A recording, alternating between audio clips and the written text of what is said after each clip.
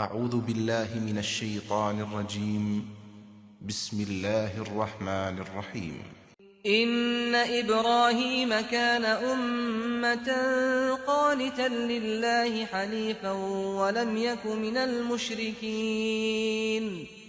شاكرا لأنعمه اجتباه وهداه إلى صراط مستقيم وآتيناه في الدنيا حسنة وإنه في الآخرة لمن الصالحين ثم أوحينا إليك أن اتبع ملة إبراهيم حنيفا وما كان من المشركين اپنے اوہام کو یہ ابراہیم کی طرف منسوب نہ کریں۔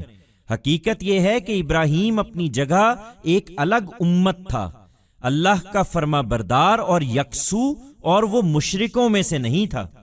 وہ اس کی نعمتوں کا شکر ادا کرنے والا تھا۔ اللہ نے اس کو برگزیدہ کیا اور اس کی رہنمائی ایک سیدھی راہ کی طرف فرمائی تھی۔ ہم نے اس کو دنیا میں بھی بھلائی عطا کی اور آخرت میں بھی وہ یقیناً صالحین میں سے ہوگا۔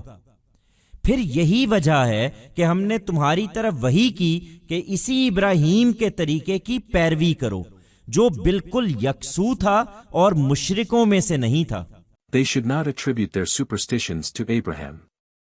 In reality, Abraham was an ummah, in his own self, obedient to God and devoted, and he was not from among the polytheists.